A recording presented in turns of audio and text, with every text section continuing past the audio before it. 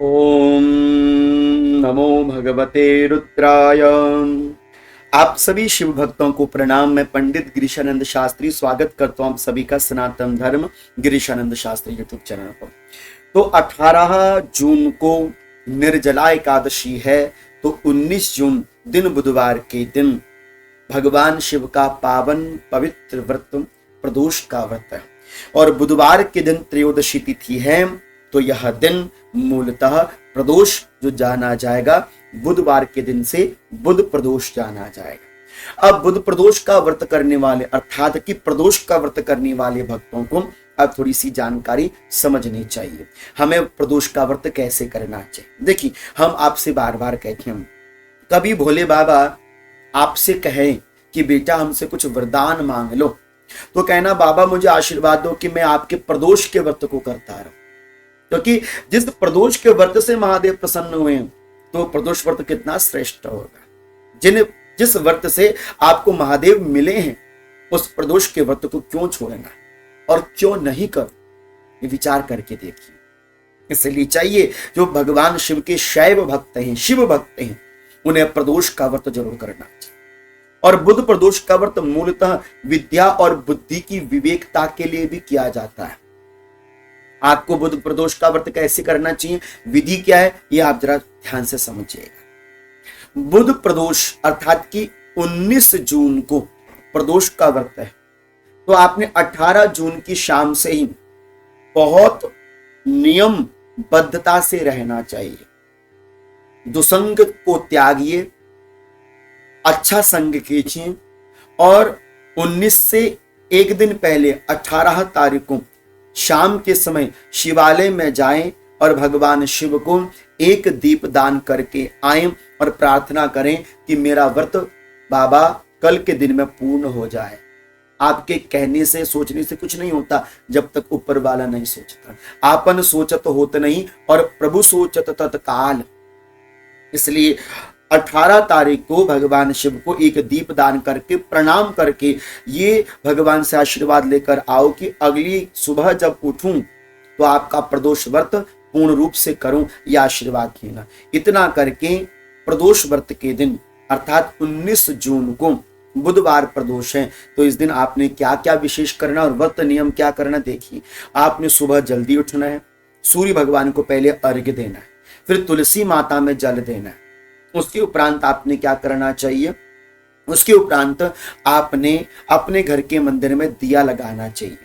उसके उपरांत आप अपनी पूजा की कोई थाली बनाए, पूजा की थाली बना लो, उसमें आप मिट्टी के 2 दिए रखो, उसमें थोड़े से काले तिल रख दो और एक कच्चा दूध गाय का मिल जाए थोड़ा कच्चा दूध रख लो और कुछ बेल पत्ते और दूब रख लीजिए, हरी दूब दूर्वा, और अपने घर से एक जल का लोटा और जल के लोटे में काले तिल भर लीजिए और वस्त्र पीले अधिक से अधिक माताओं को धारण करने चाहिए और पुरुषों को सफेद वस्त्र श्वेत वस्त्र धारण करने चाहिए।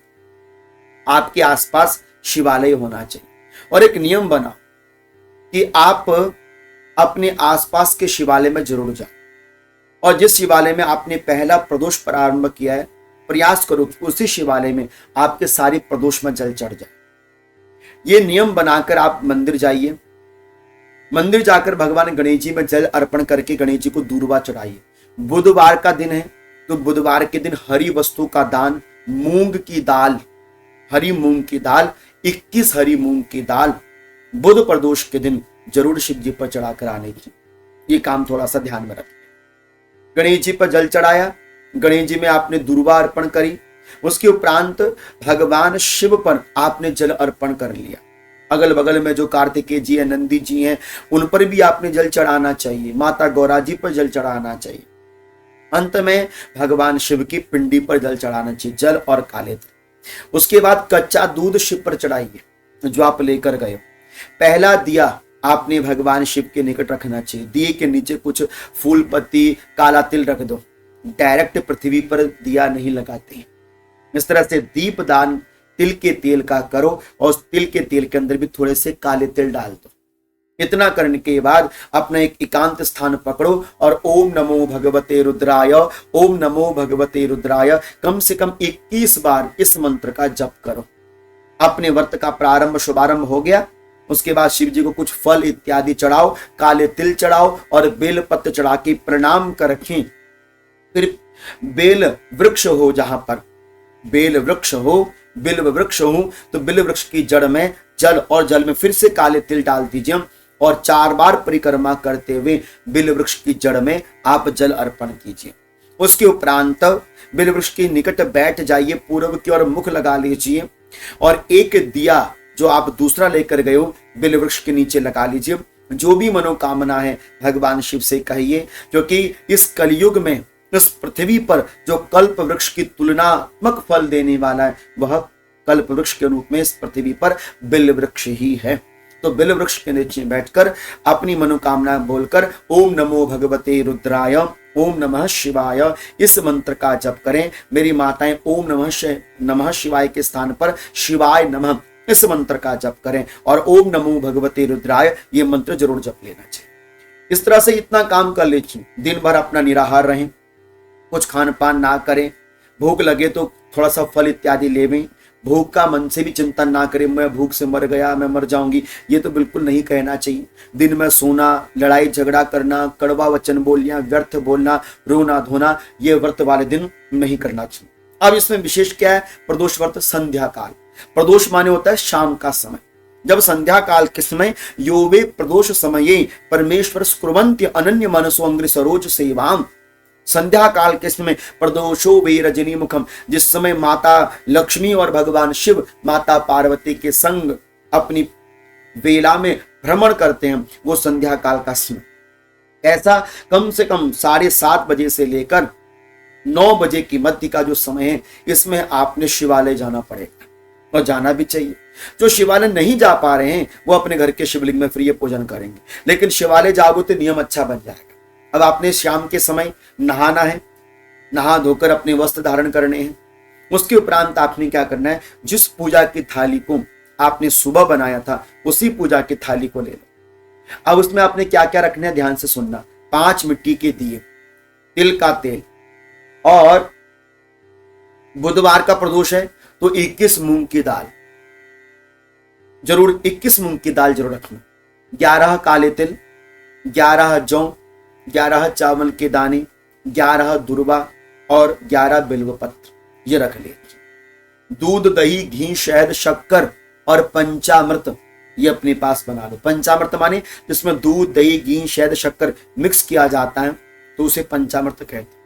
अब जो दूध, दही, घी, शहद इत्यादि इतना नहीं कर सकता, वो केवल कच्चा दूध गाय पर शिव जी पर चढ़ा दे। इतना भी नहीं होता, कच्चा दूध नहीं मिलता तो गंगा जल चढ़ा दे। कठिनाई कहीं पर भी नहीं आने की, इतना काम बन गया आपका। अब आप शिवालय की ओर जाइए, बोलिएगा किसी से नहीं, ओम नमो भगवते रुद्राय मंत्र का जप करो।